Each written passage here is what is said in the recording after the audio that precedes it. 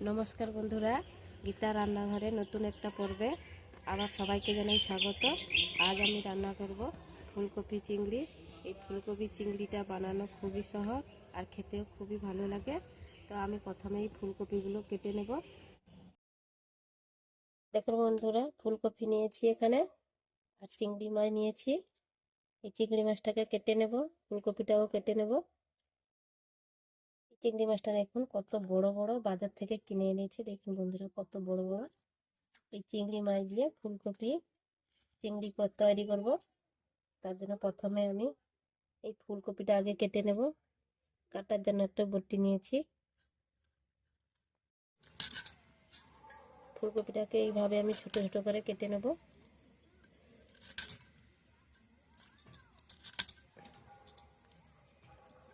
ফুলকপির এই আঁশগুলো তুলে দেব।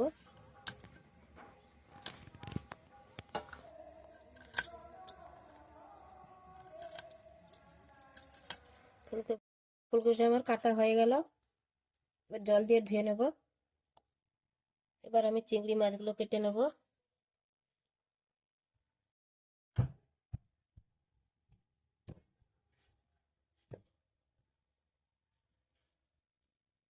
এইভাবে আমি চিংড়ি মাছের খোসাগুলো ছাড়িয়ে নেব।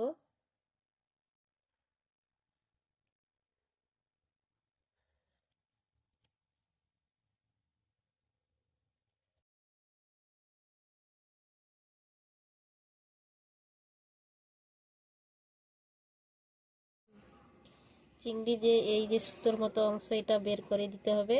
এটা নোংরা থাকে, এটা ভালো করে বের করে দিতে হবে। আমি সব চিংড়ি মাছগুলো এইভাবে কেটে বের করে নেব। বন্ধুরা, এই যে সুতোর মতো অংশটা, এটা বের করে ফেলে দিতে হবে। এটা কত নোংরা দেখেছেন। আমি চিংড়ি মাছগুলো এইভাবে কেটে ফেলবো, সবগুলো চিংড়ি মাছগুলো আমি কেটে নিয়েছি। ভালো করে ধুয়ে নেব, ধুয়ে রান্নাঘরে চলে যাব। তখন বন্ধুরা উনুন ধরিয়ে কড়াই বসিয়ে দিয়েছি। জল দিয়ে দেব।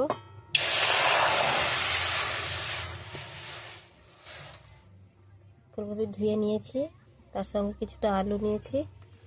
এই ফুলকপিগুলোকে আমি গরম জলে দিয়ে দেব, একটু ভাপিয়ে নেব।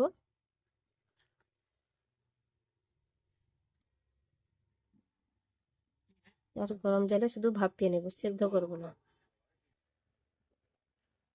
ঢাকা দিয়ে দেব। ঢাকা দিয়ে দিলাম। চিংড়ি মাছটা ধুয়ে নিয়েছি, নুন হলুদ মাখিয়ে দেব। পরিমাণ মতো লবণ দিয়ে দিলাম, পরিমাণ মতো হলুদ দিয়ে দিলাম। ভালো করে মাখিয়ে নেব।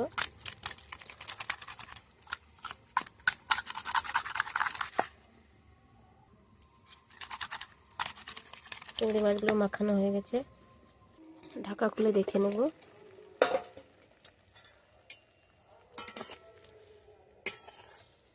দেখুন বন্ধুরা, ফুলকপি কিন্তু ভাপিয়ে নিয়েছি, একদম সিদ্ধ করিনি। তুলে নেব এইভাবে। ফুলকপিগুলো জল থেকে সব ছেঁকে নিয়েছি কড়াই থেকে। দিয়ে কড়া আবার ধুয়ে বসিয়ে দিয়েছি। কড়া গরম হয়ে গেছে। আলুটা ভেজে নেব। আলু ভাজার জন্য প্রথমে সরষের তেল দিয়ে দিলাম। আলুটা দিয়ে দেবো।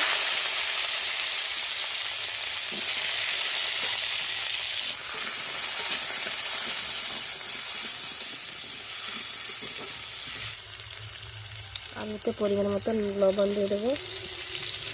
কালারের জন্য হলুদ গুঁড়ো দিয়ে দেবো।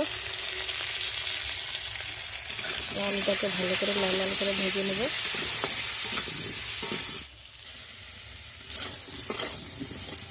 আলুগুলো আমার লাল লাল করে ভেজে নিয়েছি, তুলে নেব।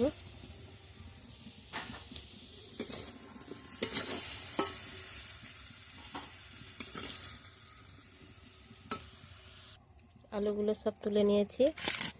এবার ফুলকপিগুলো দিয়ে দেবো, তেলে ভেজে নেব ভালো করে।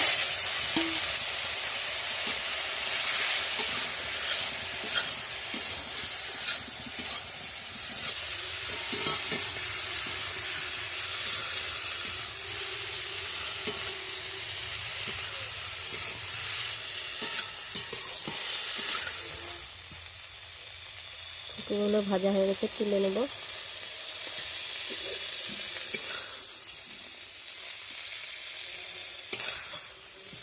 এগুলো তুলে নিলাম। সেই তেলে আবার এবার চিংড়ি মাছগুলো ভেজে নেব।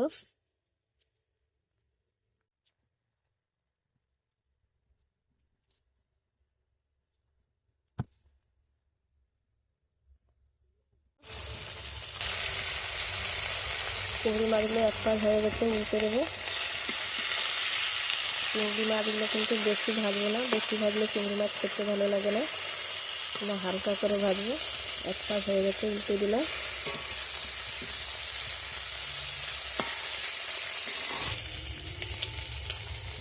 চিংড়ি মাছটা হয়ে গেছে, এবার তুলে নেব।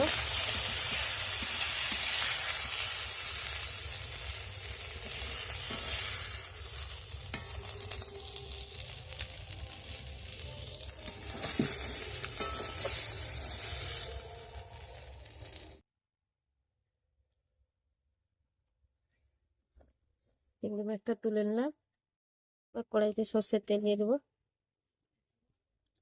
তেল গরম হয়ে গেছে, 5 ফোড়ন দিয়ে দেবো, একটা তেজপাতা দিয়ে দেবো,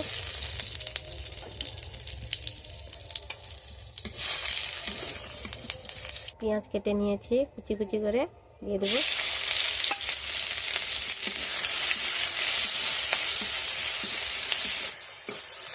পেঁয়াজটা ভাজা হয়ে গেছে। এবার এখানে আমি আদা কাঁচা লঙ্কা বাটা নিয়েছি, জিরে বাটা নিয়েছি, ধনে বাটা নিয়েছি আর টমেটো কুচি নিয়েছি। একে একে সব মশলাগুলো পরপর দিয়ে দেবো। প্রথমে আমি আদা বাটা দিয়ে দেবো, আদা আর কাঁচা লঙ্কা বাটা দিয়ে দিলাম। এবার আমি টমেটো কুচিগুলো দিয়ে দেবো।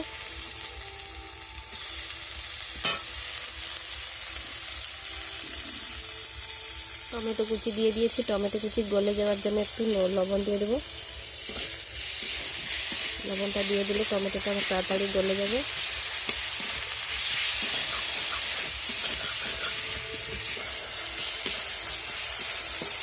টমেটোটা গলে গেছে, এবার জিরে বাটা ধনে বাটা একসঙ্গে দিয়ে দেবো।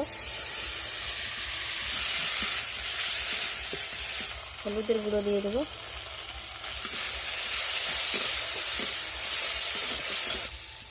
অল্প পরিমাণে একটু জল দিয়ে দেবো।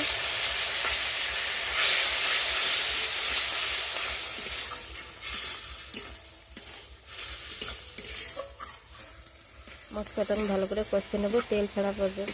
এবার আমি স্বাদ মতো লবণ দিয়ে দেবো।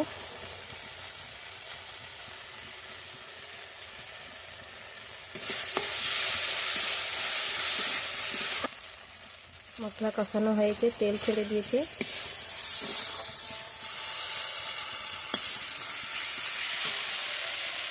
এবার আমি আলু ফুলকপি ভেজে রাখা আলু ফুলকপিটা দিয়ে দেবো।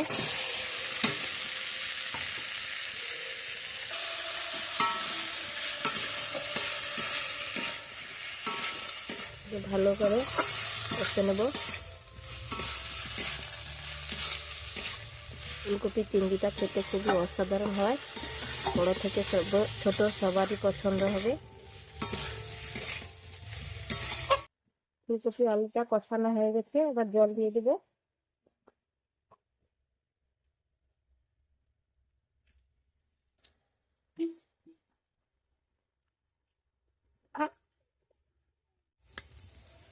জল দিয়ে দিয়েছি, এবার ঢাকা চাপা দিয়ে দেবো। ঢাকা চাপা দিয়ে কিছুক্ষণ রান্না করে নেব। ঢাকা চাপা দিয়ে দিলাম, ঢাকা খুলে দেখে নেব।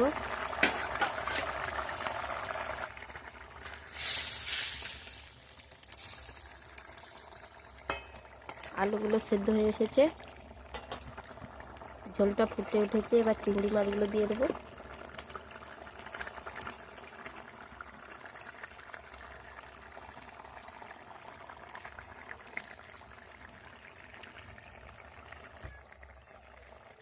চিংড়ি মাছগুলো দিয়ে দিয়েছি, ভালো করে একটু নাড়িয়ে দেবো। দিয়ে আবারও 5 মিনিট মতো ঢাকা দিয়ে রান্না করে নেব। ঢাকা খুলে দেখে নেব।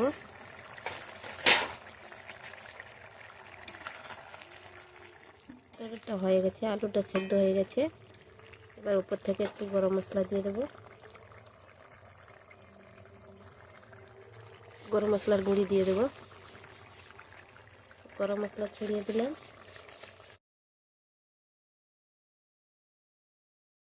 কালারটা কত সুন্দর হয়েছে দেখুন।